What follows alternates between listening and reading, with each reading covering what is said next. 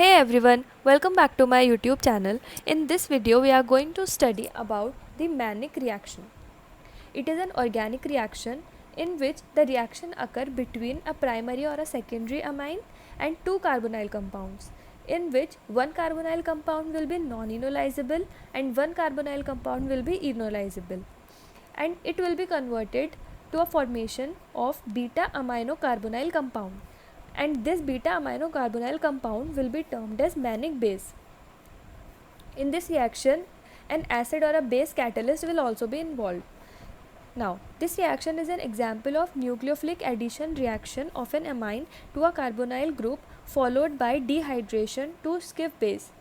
Schiff base is an electrophile which react in a second step in an electrophilic addition with a compound containing an acidic proton which is or had become an enol. The Mannich reaction is also considered as condensation reaction. These are some important points regarding the Mannich reaction. Now let's see what is the general reaction that is involved in the Mannich reaction. इसमें we are having a primary or a secondary amine and a non-enolizable aldehyde, and this is a enolizable carbonyl compound. अब ये हमारा कोई सा भी aldehyde भी हो सकता है और कीटोन भी हो सकता है, बस इनोलाइजेबल और नॉन इनोलाइजेबल का इसमें डिफरेंस है हमारा. नाउ क्या होगा, हमारे जब इसकी रिएक्शन होगी तो हमें मिलेगा बीटा अमाइनो कार्बोनाइल कंपाउंड. तो ये जो रिएक्शन है इसको हमने बोला मैनिक रिएक्शन. इसमें क्या हुआ, क्या क्या चेंजेस आए, ये हमें समझ आएगा by the help of a mechanism.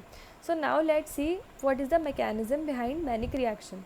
ये सब इसका इंट्रोडक्शन पार्ट है, you can note it down. Now let's see what is the mechanism of Mannich reaction.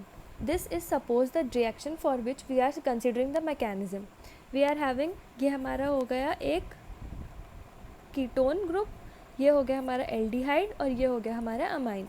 This में भी प्राइमरी और सेकेंडरी, और एक हो गया ये हमारा non enolisable carbonyl compound that is aldehyde.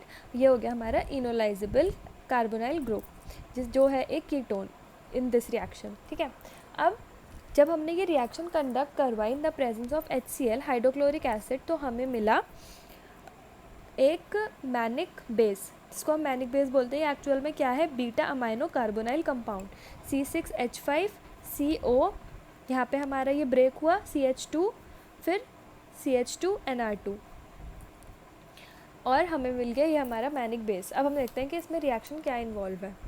सबसे पहले हमारा ये जो एल्डिहाइड था, इसकी रिएक्शन हुई, ये जो हमारा एसिड हमने लिया था रिएक्शन में, उसका जो H+ है पॉजिटिव इलेक्ट्रोपॉजिटिव पार्ट उसके साथ हमारी रिएक्शन हुई.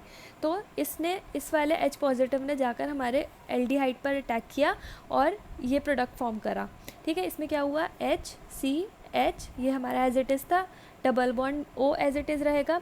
यहाँ पर आ गया प्लस चार्ज, क्यों, क्योंकि यहाँ पे O की वैलेंसी हो गई 3 यहाँ पर बॉन्डिंग हो रही है, तो यहाँ पे प्लस चार्ज आ गया. अब ये अनस्टेबल फॉर्म होगी ऑब्वियसली, तो हम क्या करेंगे, ये जो डबल बॉन्ड है ये शिफ्ट हो जाएगा ऑक्सीजन पर. तो हमें क्या मिल जाएगा, ये OH तो एज इट इज़ आ जाएगा और ये वाली हमारी बॉन्ड ब्रेक हो जाएगी. तो ये CH2 है, और क्या होगा, हमारा जो अमाइन था प्राइमरी या सेकेंडरी अमाइन जो हमने लिया था, वो जो है रिएक्ट करेगा इस वाले कार्बन पर आकर अटैच हो जाएगा. ठीक है, तो साइमल्टेनियसली क्या हो रहा है, यहाँ तो बॉन्ड का रिप्लेसमेंट हुआ ही हुआ, उसके अलावा ये वाला जो नाइट्रोजन है ये आकर अटैच हुआ इस वाले कार्बन से, जहाँ पर 2 हाइड्रोजन आइटम्स ऑलरेडी प्रेजेंट थे. ठीक है, तो हम इसे CH2 से रिप्रेजेंट कर रहे हैं.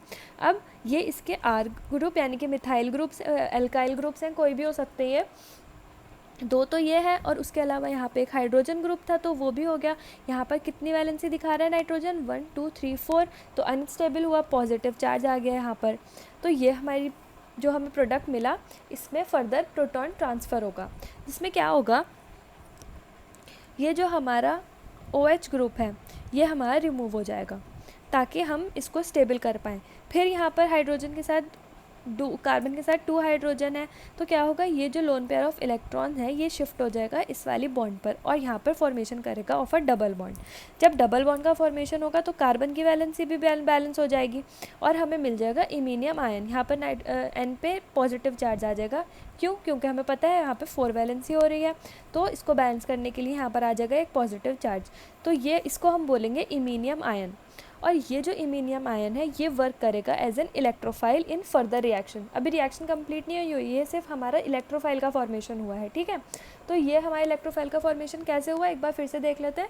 यहाँ पे हमारा जो इलेक्ट्रोपॉजिटिव पार्ट था ऑफ एसिड, जो हमारे एसिड रिएक्शन में यूज़ हुआ है, वो हमारा आएगा एल्डिहाइड के साथ, जो ऑक्सीजन है उस पर रिएक्ट करेगा। तो जब वो ऑक्सीजन पर आकर अटैच होगा तो इस ऑक्सीजन पर आ जाएगा पॉजिटिव चार्ज, और जो हमारा प्राइमरी या सेकेंडरी अमाइन जो भी हमने रिएक्शन में लिया है वो अटैक करेगा कार्बन आइटम पर। फिर क्या होगा, ये वाला जब कार्बन आइटम पर अटैक करेगा तो ये यहाँ पर 5 इसकी वैलेंसी हो जाएगी, जो कि एक स्टेबल नहीं होती है कंपाउंड के लिए। तो क्या होगा, ये वाली बॉन्ड शिफ्ट हो जाएगी इस वाली ऑक्सीजन पर। तो ये वाली जब ऑक्सीजन पर शिफ्ट होगी तो हमारा यहाँ पे बन जाएगा, यहाँ पे ये तो OH है ही, और यहाँ की डबल बॉन्ड हट गया, और यहाँ पे इस डबल बॉन्ड हटने से यहाँ पे प्लस चार्ज हट गया। फिर यहाँ पर हमारा आ गया N पे पॉजिटिव चार्ज, क्योंकि यहाँ पे N की वैलेंसी 4 हो गई, ठीक है। तो अब हमारा ये जो नाइट्रोजन था, अब हमारा क्या हुआ, प्रोटॉन ट्रांसफ़र, जिसमें हमारा ये OH रिमूव हुआ और ये जो हाइड्रोजन ग्रुप N पर है ये हमारा यहाँ से हट गया, ठीक है।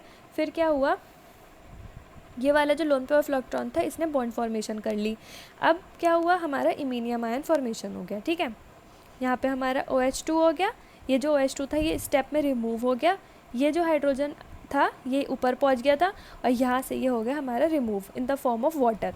H2O है, ये H2O हमें समझ आ रहा है, यहाँ पे H2O का रिमूवल हो गया, ठीक है। अब क्या हुआ, इमीनियम आयन का formation. Now this iminium ion will be working as an electrophile. Now what will happen, we have already form an electrophile. अब हमें देखना है कि हम एक न्यूक्लियोफाइल फॉर्मेशन करें ताकि जो वो दोनों आपस में मिलकर फॉर्म करें हमारे रिक्वायर्ड प्रोडक्ट। तो क्या होगा, अब हमें लेना है ये जो हमारा इनोलाइजेबल जो हमने कार्बोनाइल ग्रुप लिया था, ठीक है। अब इसमें क्या होगा, फिर से हमारा H पॉजिटिव इस पर एक्ट करेगा, फिर सिमिलर रिएक्शन कंडक्ट होगी, ये हमारा C6H5 एज इट इज़ आ जाएगा, ये भी एज इट इज़ आ जाएगा, सिर्फ इस वाला जो ऑक्सीजन है यहाँ पर ये H आकर अटैच हो जाएगा। तो जब ये इस पर H अटैच हुआ हमारा, तो यहाँ पे इसकी वैलेंसी 3 हुई, तो जिसकी वजह से यहाँ आ गया पॉजिटिव चार्ज, और सिर्फ पॉजिटिव चार्ज के चेंजेस हैं और कुछ नहीं। फिर क्या हुआ हमारा, यहाँ पर हमने जब फर्दर रिएक्शन करी तो C6H5 ये बॉन्ड शिफ्ट हो गई, और यहाँ पर हमारा OH हो गया, और यहाँ पर ये वाला जो हाइड्रोजन था इसने यहाँ पर डबल बॉन्ड फॉर्मेशन कर दी, ताकि हमारा ये जो मॉलिक्यूल है ये हमें, क्योंकि अनसैचुरेटेड चाहिए, तो हमें ना जब हम भी कोई मैकेनिज़्म जब हम करते हैं तो हमें ध्यान में रखना होता है कि हमें फाइनल प्रोडक्ट क्या चाहिए, फिर हम उस हिसाब से अपने जो इंटरमीडिएट प्रोडक्ट्स बनाते हैं हम उसके अकॉर्डिंग बनाते हैं, ठीक है। तो अब हमने क्या देखा, ये जो हमारा CH3 का एक H था ये हमारा शिफ्ट हो गया इधर, ठीक है। तो यहाँ पे हमें अनसैचुरेटेड कंपाउंड मिल गया जो कि हो गया हमारा न्यूक्लियोफाइल। अब एक न्यूक्लियोफाइल और एक इलेक्ट्रोफाइल मिलकर एक कंपाउंड फॉर्म करते हैं। तो जो हमें अभी इमीनियम आयन मिला था और अभी हमें जो न्यूक्लियोफाइल मिला है, इन दोनों का हम करवाएंगे रिएक्शन। तो जब हमने इन दोनों को आपस में रिएक्ट करवाया तो ये वाला जो पार्ट है ब्रेक होकर आकर इससे अटैच हो जाएगा, और हमें मिल जाएगा बेंजीन रिंग, डबल बॉन्ड। ये जो हमारा H है ये ब्रेक होके यहाँ पर डबल बॉन्ड फॉर्म कर लेगा, ये H हमारा हट जाएगा यहाँ पर, और हमारे यहाँ पे हमें मिल गया बीटा अमाइनो कार्बोनाइल कंपाउंड। ये आप देखिए एज इट इज़ आ गया, यहाँ पे डबल बॉन्ड आ गया, ये सिंगल बॉन्ड, ये बॉन्ड ब्रेक होकर यहाँ पे ग्रुप अटैच हुआ CH2, और यहाँ पे CH2, और ये हो गया हमारा NR2। और जब ये हमारे यहाँ पर NR2 अटैच हुआ तो यहाँ पे पॉजिटिव साइन भी हट गया, और ये बॉन्ड ब्रेक भी हो गई, और हमें मिल गया बीटा अमाइनो कार्बोनाइल कंपाउंड। तो आई होप आपको क्लियर होगा, इलेक्ट्रोफाइल के फॉर्मेशन के बाद हमारा न्यूक्लियोफाइल का फॉर्मेशन सिमिलर वे में हुआ, एंड फिर हमारा जो इलेक्ट्रोफाइल और न्यूक्लियोफाइल आपस में रिएक्ट हुए तो हमें मिला beta amino carbonyl compound. Now let's see what are the synthetic applications of this reaction, of Mannich reaction. This reaction is used in synthesis of alkylamines, peptides, nucleotides, antibiotics, alkaloids. ये सारे terms हमें clear हैं. For the synthesis of agrochemicals, यानी कि the chemicals that are used in agriculture products. Next are the polymers, catalyst, formalin tissue cross-linking, pharmaceutical drugs like roti tetracycline, Mannich base of tetracycline होता है हमारा Roli tetracycline, fluorotaxine, antidepressant drug, tramadol and tolmetin, which is an anti-inflammatory drugs. Also synthesis of soaps and detergents. And what else, we are forming alpha beta unsaturated ketones by thermal degradation of Mannich reaction products. These are certain synthetic reactions of Mannich reactions. So that's all for this reaction. I hope it is clear, and if you have found it informative, then please do like, share and subscribe. Thank you.